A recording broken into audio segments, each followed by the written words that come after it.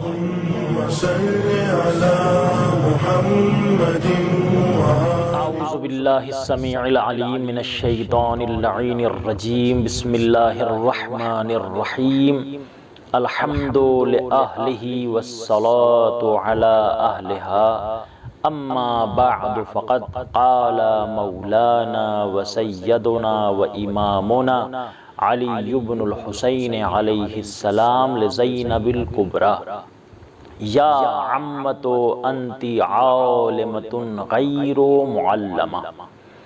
ناظرین محترم و سامعین اکرام، امام سجاد علیہ السلام کے کلام نورانی سے گفتگو کا آغاز کیا ہے۔ اسی قول مبارک کے ذیل میں کچھ معروضات آپ کی خدمت میں پیش کرنے ہیں۔ امام علیہ السلام جناب زینب صلوات اللہ علیہ کے بارے میں ارشاد فرما رہے ہیں، اے پھوپھی اماں، آپ عالمہ غیر معلمہ ہیں۔ عزیزان گرامی، یہ کلام امام کا کلام ہے، کسی عام انسان کا کلام نہیں ہے، اس لیے کہ عام انسان کے کلام کا معیار اور ہے اور امام معصوم کے کلام کا معیار اور ہوتا ہے۔ جب عام انسان کسی کے بارے میں خیر کا ارادہ کرتا ہے، اس کی تعریف و توصیف بیان کرنا چاہتا ہے تو اس کے ظاہر کو دیکھتا ہے اور مدحت میں لب کھول دیتا ہے، مگر معصوم علیہ السلام جب بھی اپنے لبوں کو جنبش دیتا ہے تو وہی کہتا ہے جو حقیقت ہوتی ہے۔ امام معصوم جب بھی گفتگو کرتا ہے تو حقیقت کے آئینے میں گفتگو کرتا ہے۔ اب یہاں پر جو امام علیہ السلام نے جناب زینب کبریٰ کے بارے میں ارشاد فرمایا ہے، پھوپھی اماں آپ عالمہ غیر معلمہ ہیں، تو کیا امام نے یہ جملہ احتراماً فرمایا ہے یا عقیدت کا اظہار کرنا چاہتے ہیں یا محبت کا اظہار کرنا چاہتے ہیں؟ نہیں عزیزان کرام، یہاں پر جو معصوم نے یہ کلمہ ارشاد فرمایا ہے، اس کلمے کے ذریعے سے امام علیہ السلام نے اپنی پھوپھی زینب کبریٰ کی عظمت کو بیان کیا ہے، فضیلت کو بیان کیا ہے، حقیقت کو بیان کیا، تاکہ دنیا جان لے کہ میری پھوپھی زینب بڑی فضیلتوں اور عظمتوں کی مالکہ ہے۔ کون بیان کر سکتا ہے شہزادی کی عظمت کو؟ یہ وہ شہزادی ہیں کہ جب انہوں نے آنکھ کھولی ہے تو عظمت کے گھرانے میں آنکھ کھولی ہے۔ وہ گھرانہ جو فضیلتوں کا مرکز ہے، جو عظمتوں کا مرکز ہے، جو عبادتوں کا مرکز ہے، جو طہارتوں کا مرکز ہے، جو عزتوں کا مرکز ہے، جو کرامتوں کا مرکز ہے، ایسے عظیم گھرانے میں شہزادی زینب نے آنکھ کھولی، اور جب آنکھ کھولی تو معصومین کے سایہ عصمت میں آنکھ کھولی۔ اور جناب زینب صلوات اللہ علیہ کو جو پہلی آغوش ملی ہے وہ کسی اور کی آغوش نہیں، وہ سید المرسلین کی آغوش مبارک تھی۔ ادھر جناب زینب کی ولادت ہوئی، ادھر رسول اللہ کو اطلاع دی گئی، رسول اللہ آئے اور آنے کے بعد اپنی نواسی کو اپنے سینے سے لگایا، پیار کیا، پیشانی کو بوسہ دیا، اپنے رخسار مبارک کو اپنی نواسی کے رخسار مبارک پر رکھا اور اپنی بیٹی کی طرف دیکھ کر کہتے ہیں، اے فاطمہ، میں نے اس بچی کا نام زینب رکھا ہے۔ اے سبحان اللہ! اس میں زینب کے بارے میں آیت اللہ سید کاظم قزوینی نور اللہ مرقدہ نے دو قول نقل کیے ہیں۔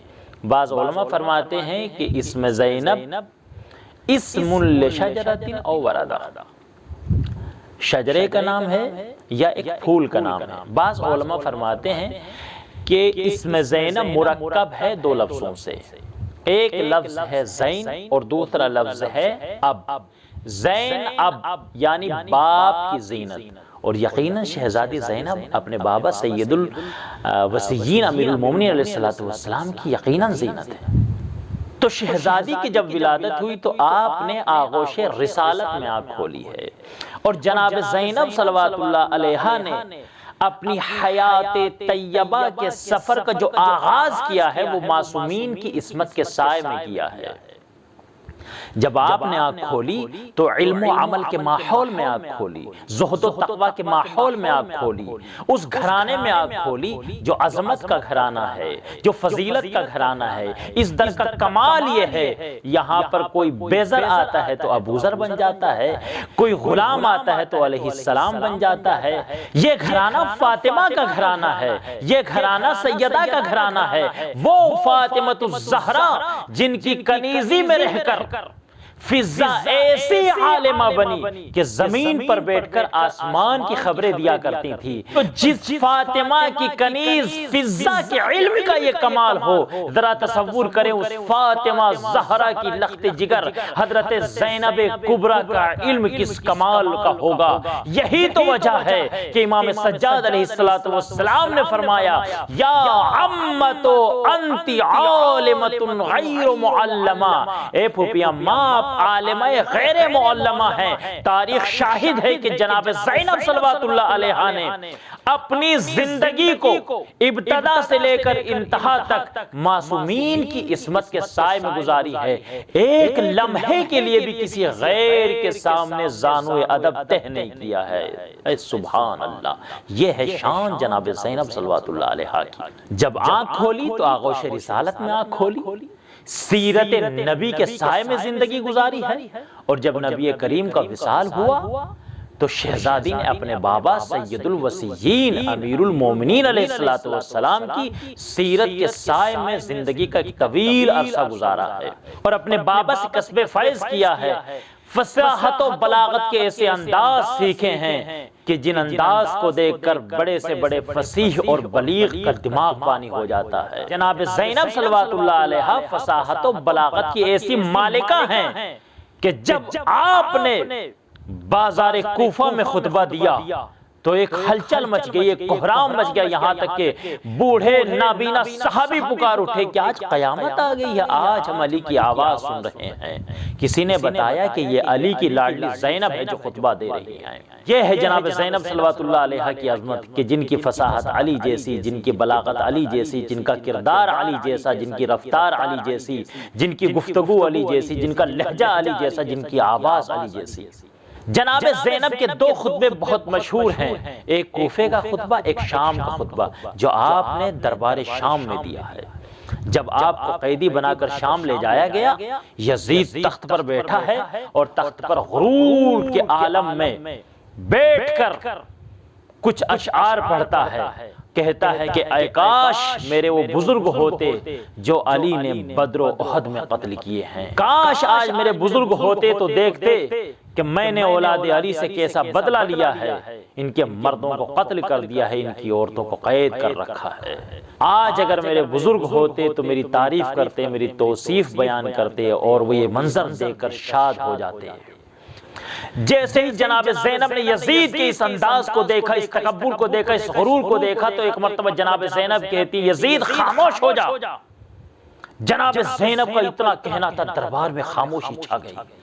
جناب زینب نے اپنی گفتگو کو آغاز کیا، سب سے پہلے حمد پروردگار کی، حمد الہی کرنے کے بعد جناب زینب کہتی ہیں اذننتا یا یزید حیث اخذت علینا اقطار الارض و آفاق السماء، اے یزید کیا تو نے یہ گمان کر لیا ہے کہ تو نے ہمارے اوپر زمین اور آسمان کے راستوں کو تنگ کر دیا ہے؟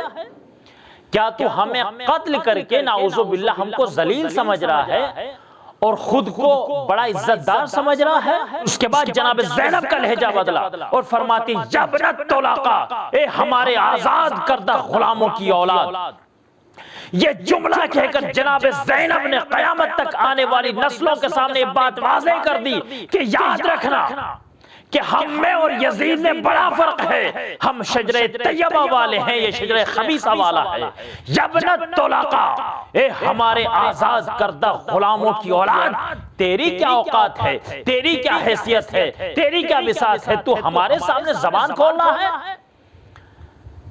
اے یزید اتنا غرور نہ کر، اتنا تکبر نہ کر، کیا تو نے قرآن مجید کی اس آیت کو بھلا دیا ہے کہ خدا اعلان کر رہا ہے وَلَا يَحْسَبَنَّ الَّذِينَ كَفَرُوا، کہ کافر یہ گمان نہ کریں، یہ خیال نہ کریں انما نملی لہم خیر لانفسہم، کہ ہم نے جو ان کو ڈھیل دے رکھی ہے، ہم نے جو ان کو مہلت دے رکھی ہے، یہ ان کے لیے بہتر ہے۔ انما نملی لہم لیزدادوا اثما، ہم نے تو ان کو اس لیے مہلت دی ہے تاکہ یہ زیادہ سے زیادہ گناہ کر کے اپنے گناہوں میں اضافہ کریں۔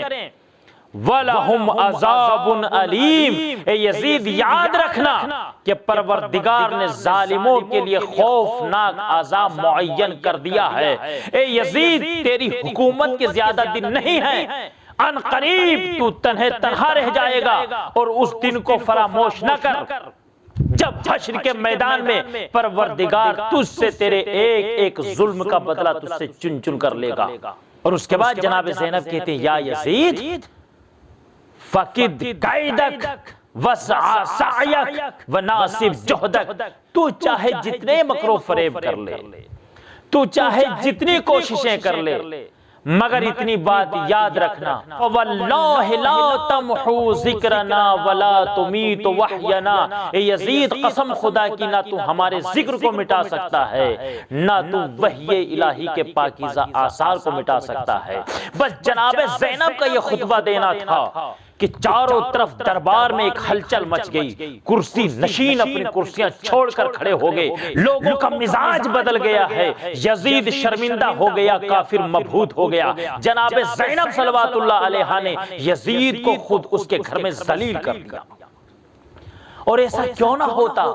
اس لیے کہ جناب زینب شریکت الحسین ہیں، ان دونوں بہن اور بھائیوں نے مل کر اسلام کو بچایا ہے۔ اگر کربلا کے میدان میں امام حسین علیہ السلام نے اپنی شجاعت کے جوہر دکھاتے ہوئے ظالموں کو نیست و نابود کیا ہے، تو جناب زینب نے یزید کے دربار میں لفظوں کی ایسی تلوار چلائی ہے کہ بیعت اور طالب بیعت کی دھجیاں اڑا دی ہیں۔ اے میری شہزادی، تیرے حوصلوں کو میرا سلام، تیری جرأت کو میرا سلام، تیرے جذبوں کو میرا سلام، تیری دلیری کو میرا سلام، تیری شجاعت کو میرا سلام، تیری بہادری کو میرا سلام۔ دربار یزید کا ہے، سپاہی یزید کے ہیں، فوج یزید کی ہے، کرسی نشین یزید کے ہیں، گھر یزید کا ہے، شہر یزید کا ہے۔ اے میری شہزادی، اے علی کی لخت جگر، تیری عظمتوں کو میرا سلام کہ تو نے یزید کے گھر میں ایسی دھجیاں اڑائی ہیں کہ پھر کسی یزید زادے کی یہ ہمت نہ ہوئی کہ کسی سے بیعت کا مطالبہ کر سکے۔ اللہ اکبر۔